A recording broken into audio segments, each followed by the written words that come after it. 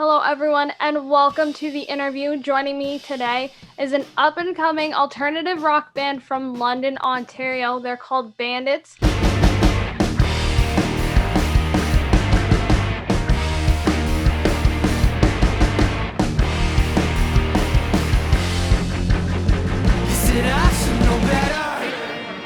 They will be releasing a song on February 25th called Get a Life.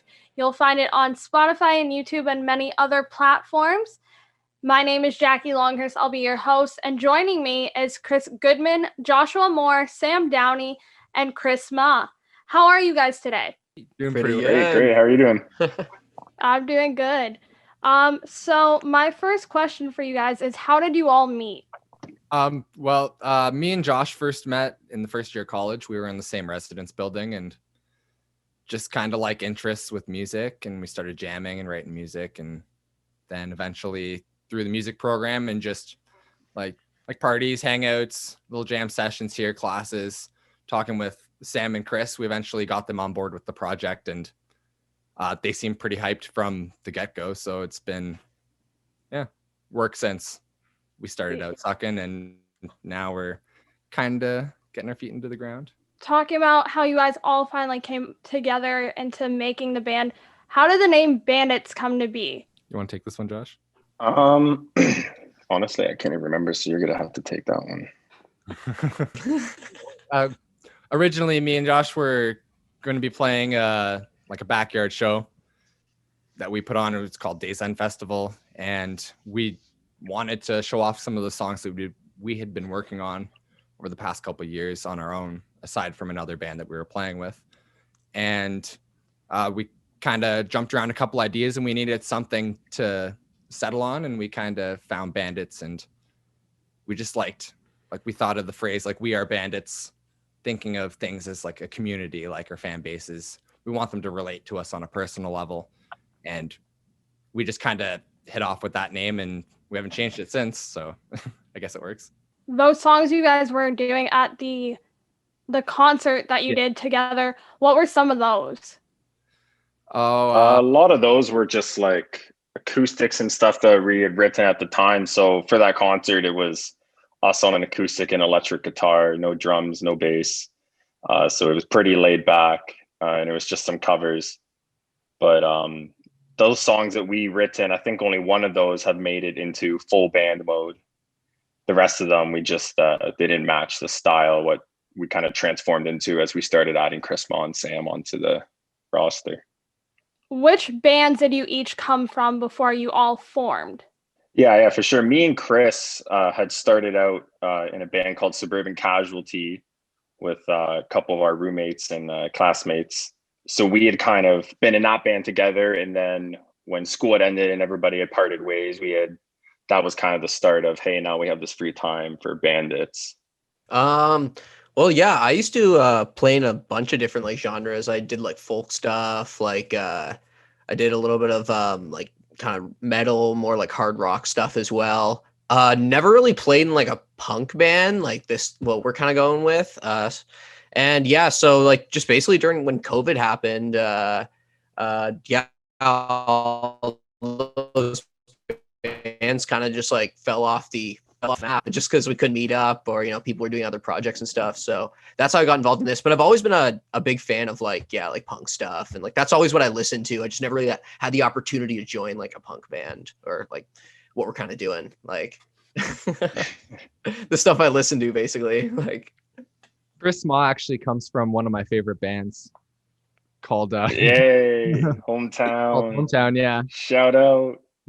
I literally saw that photo of me where I'm where it's at the chum bucket, and basically I'm just like this, and I'm like, I thought I was like, is that them? Yo, Chris, tell them about Hometown a bit. Well, Hometown was a band I started back when we were second year college, I think. And I just found a bunch of people and got it together. We started playing music together, and then I don't know, it just stopped after school ended. We just stopped getting together. You guys wrote some pretty kick-ass music. Worth mentioning, they also played at the backyard thing that we had the Days End Festival. Yeah, they were the headliners for that. That was their last show, I think, actually. Yeah, it was our last show. Yeah. Yeah. So it was pretty cool to, yeah. The end of his band, the start of another. Yeah. Let's talk about the old song that came out a couple months ago with Summer Dress. What was the inspiration behind it? And especially, what was the inspiration behind wearing summer dresses in the music video? I think the song was originally birthed off of an idea. I don't know, Chris, do you want to talk about like your experience kind of coming up with just the theme and everything? Oh, the inspiration for that was actually I had met a girl that previous summer, and then that summer she left, and that was the Sad. Inspiration. Yeah. So man, that sucks, dude. Yeah. Yeah, like From the where lyrics were just like I saw, like you see the girl, and then like a lightning strike, she's gone, and that was like the pre-chorus, I think. Yeah, and that was kind of what caught my ear out of everything that he brought to the table was the like a flash of lightning strikes across the sky, and it was kind of like I like had like a little mini dream montage in my head. It's like I see the music video, I see whatever is like whatever could go around that. There's some kind of image there for whatever way this could go. So like I didn't fully feel the rest of it, so I just kind of felt the drive. I was like, yeah, like I know there's something in there that's like gold, but like it needs a little bit of work like the rest of the stuff that we do. And so the one day I just took it to the basement and I thought of a little bit of a riff, and I was like, wait a second, this might work with this if I kind of like shift things around a little bit and fit this into here and this into here. And after about like a couple hours, I had gotten a general map of the song, some general ideas for lyrics that kind of pertain to the vibe that also related to my own stories, because I like can relate to the storyline a little bit. And it kind of just came together. I brought it towards the rest of the band, and they all were like, cool. And then it just grew from there to what it is now. You can hear on Spotify. Yeah. How did you manage to tell Sawyer this is the dream you wanted to do of the music video, and the basement of a thrift store, and the idea of actually wearing summer dresses? Well, originally, so we had, I don't know, Josh, do you want to tell them about like the contest and whatever, how that all started? Oh yeah, for sure. Like we had found online, 102.1 The Edge was doing a $20,000 summer song contest. And this was right about the time that Chris had brought the song to everyone. So we were kind of like, hey, can this work? So we kind of told Sawyer, hey, this is the requirements from the contest rules. Like we need to create this video. And Nifty Thrifty is the place where we recorded, was actually our jam spot where we used to practice. And so it ended up working out good because we were like, hey, this is a pretty grungy pop punk place to play and sing a song about a summer dress. But as far as like the creativity for the video and everything, like we just said, hey, Sawyer, like videotape us, and everything else is on him.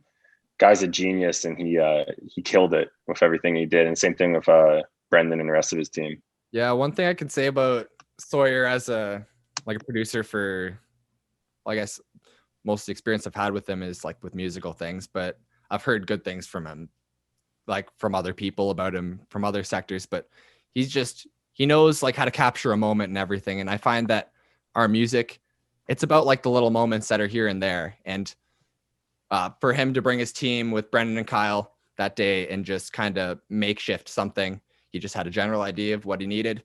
He knew there was a couple spots here and there that needed some shining, and then being able to adapt during all that and everything, it was just props to Sawyer and his team. Yeah, thank you guys. Yeah, thanks.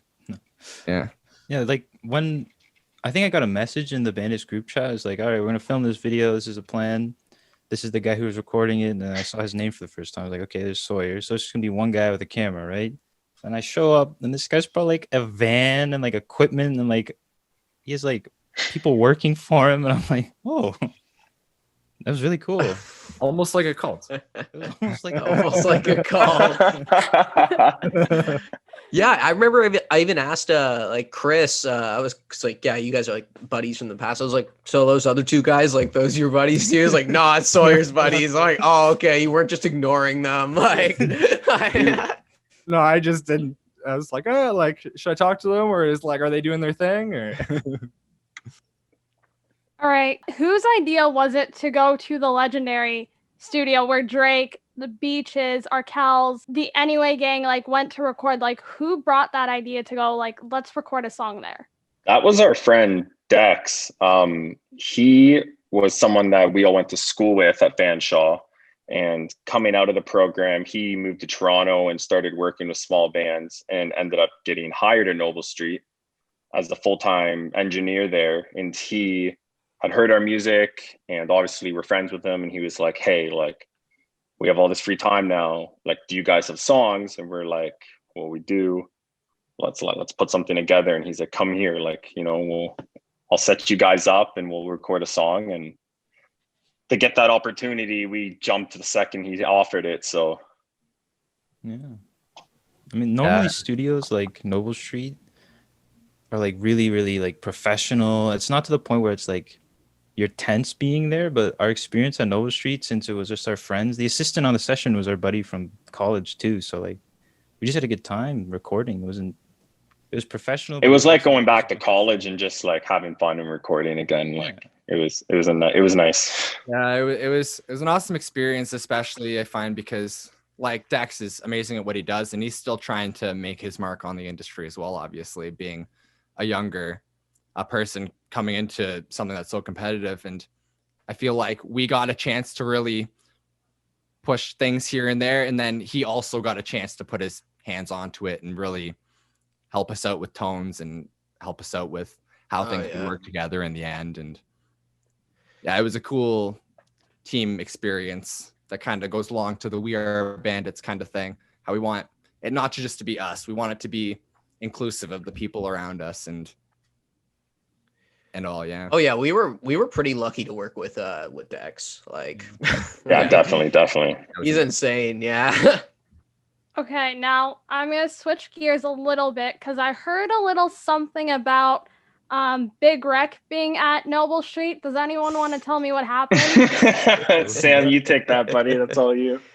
Yeah, so I was recording bass, and basically Dex, the engineer, he was like, oh yeah, like, you know, no one's here, so let's set up the bass amp it was in like the break room, I guess, like kind of like the chill room where there's like a kitchen and stuff. So he set it up there and put the mic in. It was like loud too. Like when you record bass, like you got to record it loud or you don't really get that oomph. You kind of just get like a trebly tone. Yeah. So he cranked it. So like the whole building, you could hear that boom, boom, and then like, you know, I'm playing a lot of like eighth notes, so it's basically just like, you know, a giant sonic like low note just like doesn't stop. Yeah, like for part of it, we were outside having a smoke and we could feel it outside, like the bass shaking. So it was loud. Yeah. So basically, who was it from Big Wreck? It was Ian Thornley. Ian Thornley was upstairs. He was recording like a couple of like solo tracks. I don't think it was actually Big Wreck stuff, but like so he was recording a bunch of solo tracks, and I guess he like heard this like bass just like booming in. He was trying to record, and like from what we heard, he got like pissed. Like Dex came in and was like, "Yeah, we're just gonna have to like." You know, we have to like move the amp real quick. Like it was one of those like, oh damn, like I feel like a dick. Us, Ian Thornley, we do feel really bad. We're sorry about that. And I might have made his track. I had no idea you were there. Sorry. Yeah.